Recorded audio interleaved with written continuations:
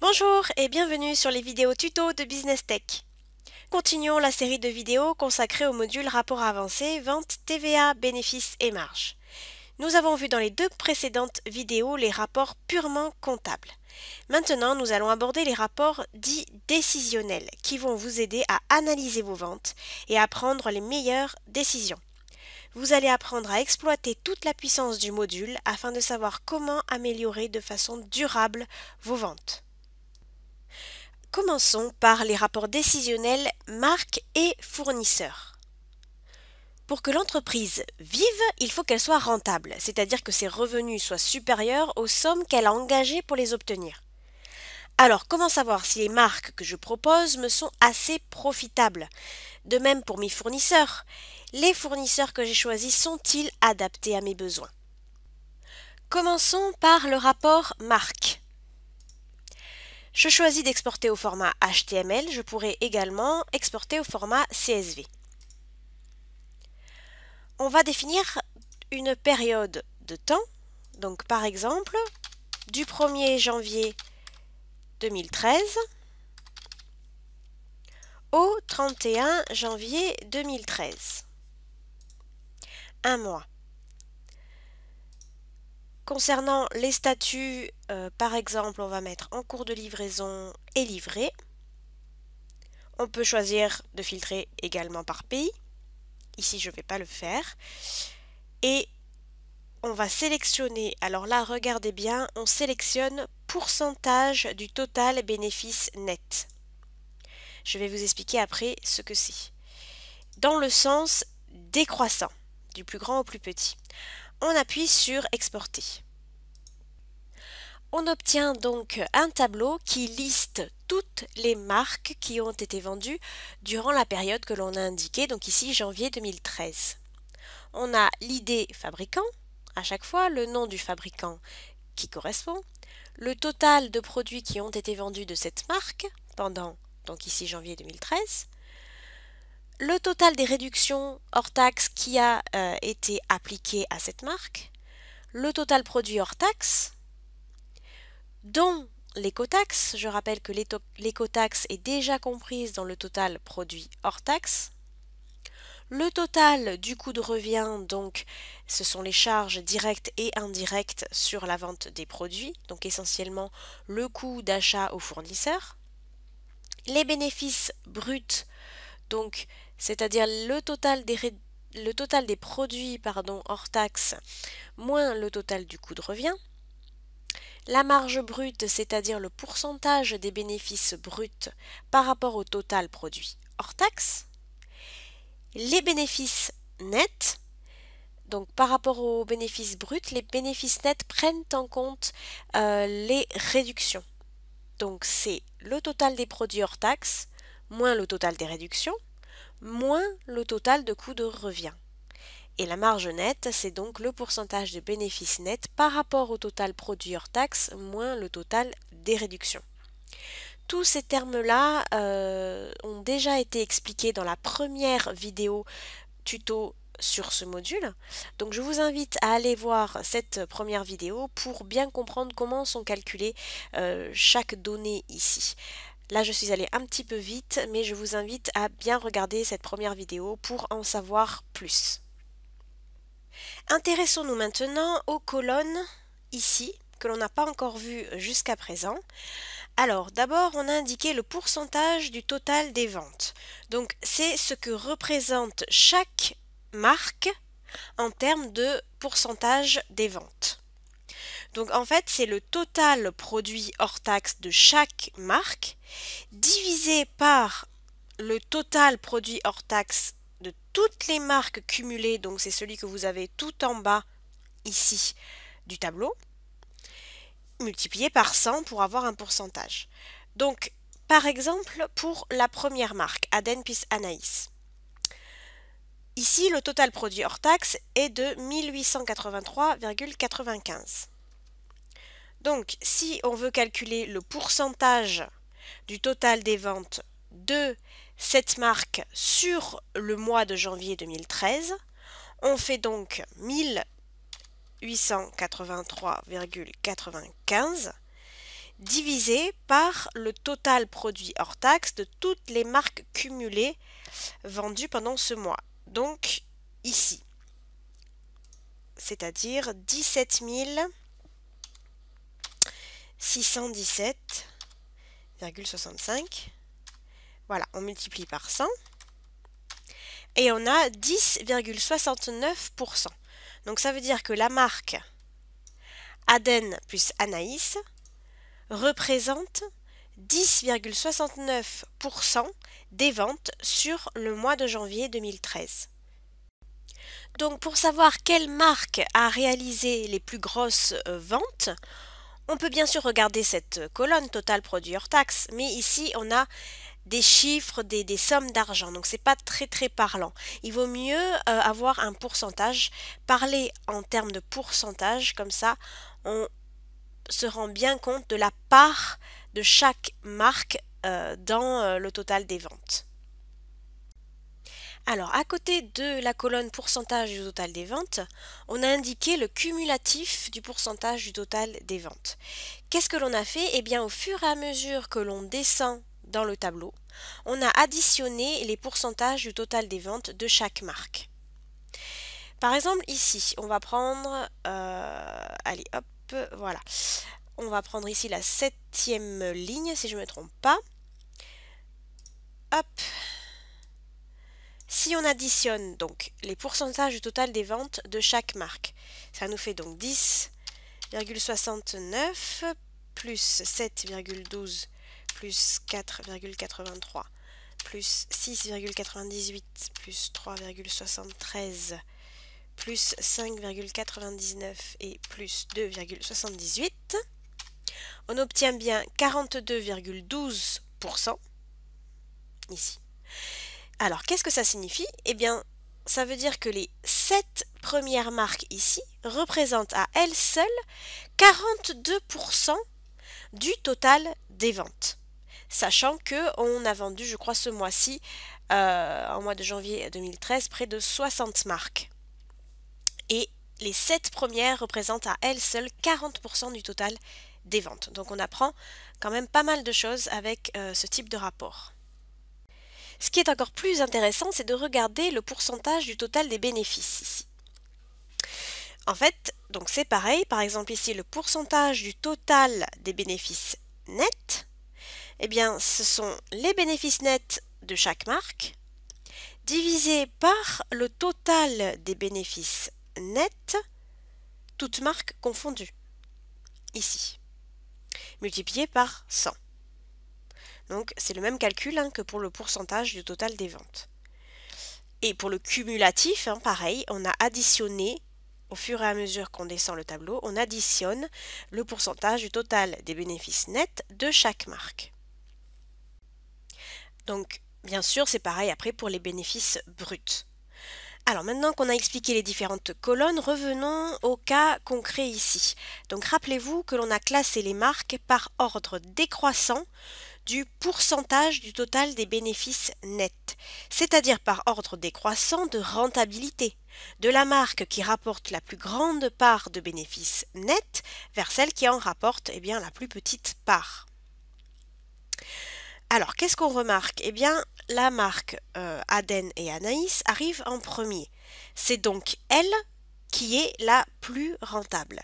Elle représente à elle seule sur ce mois de janvier 2013 près de 1/5 des bénéfices, puisqu'on est ici environ à 20%. Ensuite, la deuxième marque, on tombe à 15,71%.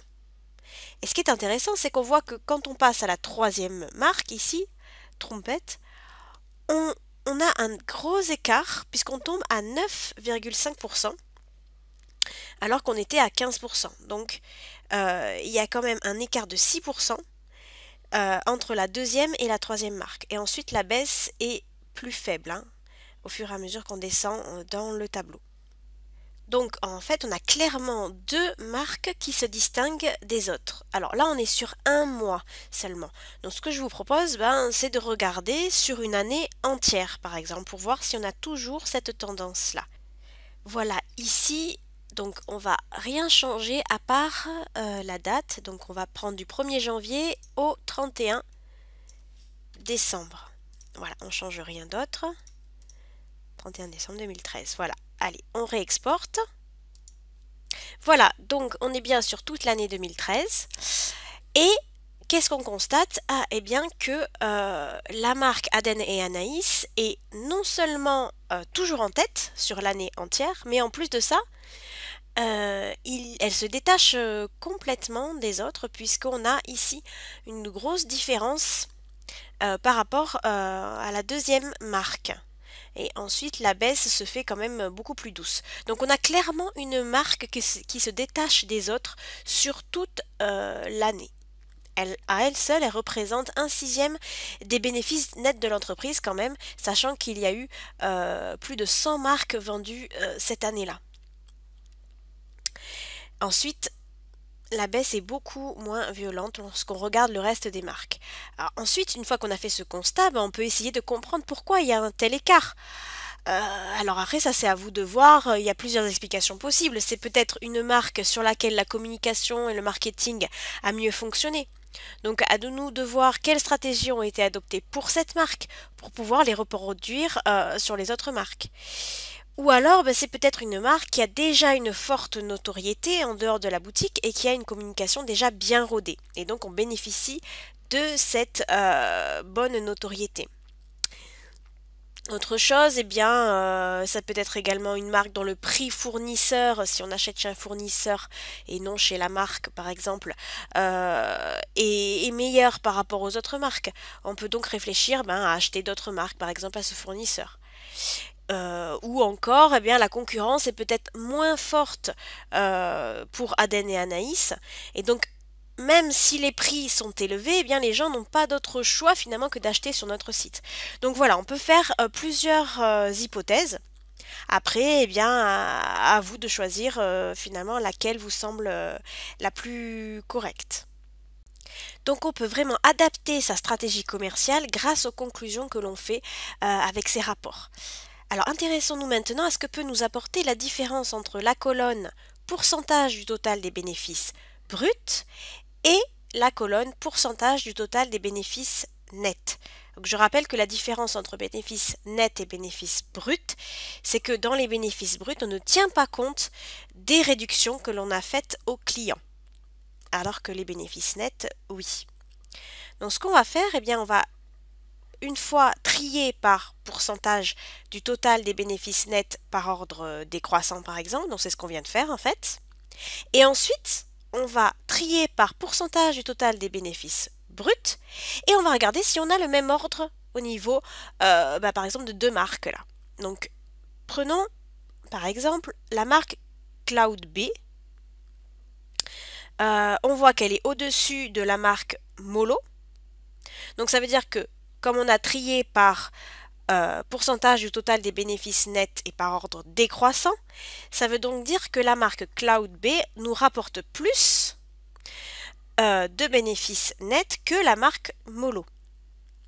Donc ici, effectivement, 3,11% pour Cloud B et Molo de 47%. Maintenant, on va aller trier par pourcentage du total des bénéfices bruts par ordre décroissant toujours. Et on va regarder si Cloud B est toujours au-dessus de la marque Molo. Voilà, donc on retourne ici et ici au lieu de pourcentage du total des bénéfices nets, on va sélectionner pourcentage du total des bénéfices bruts. On laisse décroissant bien sûr. Et on exporte. Voilà, donc là, on a maintenant les marques qui sont classées par ordre décroissant du total des bénéfices bruts. La marque Molo ici est maintenant au-dessus de la marque Cloud B. Donc l'ordre est inversé par rapport à tout à l'heure où on avait classé par pourcentage du total des bénéfices nets. Qu'est-ce que ça signifie? Je rappelle que dans les bénéfices bruts, on ne tient pas compte des réductions faites aux clients. Donc ça signifie que la marque Molo ici est plus vendue avec des bons de réduction que la marque Cloud B, puisqu'en termes de bénéfice net, c'est la marque Cloudbay qui est plus rentable. Si on regarde au niveau des réductions, effectivement, là, on a 960 € accordés en réduction sur un total produit hors taxe de 6 328 €, environ 6 330 €. Donc ici, si on calcule le pourcentage de perte, on a 15% de perte. Alors que si on regarde pour la marque Cloudbay, on a 180 € de réduction sur 3 850, donc environ 4,5% seulement de réduction, 4,5% de perte. Donc c'est bien la marque Cloudbay qui est plus rentable pour nous que la marque Mollo. On peut essayer de réfléchir pourquoi est-ce que les gens finalement préfèrent acheter avec des réductions cette marque. Donc les prix sont peut-être trop élevés au goût du client, donc il va falloir soit baisser les prix de vente, donc par exemple en agissant sur sa marge, soit modifier sa campagne de communication sur cette marque afin que les clients aient plus envie de l'acheter même hors promotion. Donc après, comme ça, voilà, on peut tirer des conclusions et adapter sa stratégie commerciale. Alors, on va se remettre sur pourcentage du total des bénéfices nets. Voilà, si on regarde maintenant le cumulatif du pourcentage du total des bénéfices nets. Donc, je rappelle que dans cette colonne, qu'est-ce qu'on a fait? Eh bien, on a ajouté au fur et à mesure qu'on descend ici vers le bas, on a ajouté les pourcentages du total des bénéfices nets de chaque marque. Donc, par exemple, ici pour la troisième ligne, on a fait 15,73 plus 6,09 plus 5,93. On obtient 27,76%. Ça signifie que les trois premières marques ici, à elles seules, ont rapporté plus du quart des bénéfices nets de cette année-là. Je rappelle, enfin je crois que je ne l'ai pas dit, mais il y a eu plus de 100 marques vendues cette année-là. Donc 3 marques seulement suffisent, c'est celle-ci, à rapporter 27,76%, plus du quart des bénéfices nets. Si on regarde à 50%, on voit que 50%, on y arrive très très vite. Donc seulement les 9 ici premières marques ont suffi à rapporter la moitié des bénéfices nets sur plus de 100 marques. Donc c'est vraiment pas beaucoup, et puis là on peut bien avoir finalement les marques qui ont le mieux fonctionné sur une année. Alors une dernière chose, si l'on veut connaître les marques que l'on a vendues à perte cette année-là, donc au lieu de mettre ici décroissant, on va mettre plutôt croissant. On peut laisser pourcentage du total des bénéfices nets ou alors mettre bénéfices nets. De toute façon, le tri, c'est le même ici. Donc, je vais laisser pourcentage du total des bénéfices nets. Voilà, et comme ça, d'un coup d'œil, on peut avoir les marques que l'on a vendues à perte cette année-là, puisque ce sont les marques qui ont un bénéfice net négatif, ici. Donc, on voit qu'ici, il y a environ 15 marques qui ont un bénéfice net négatif et donc que l'on a vendu à perte.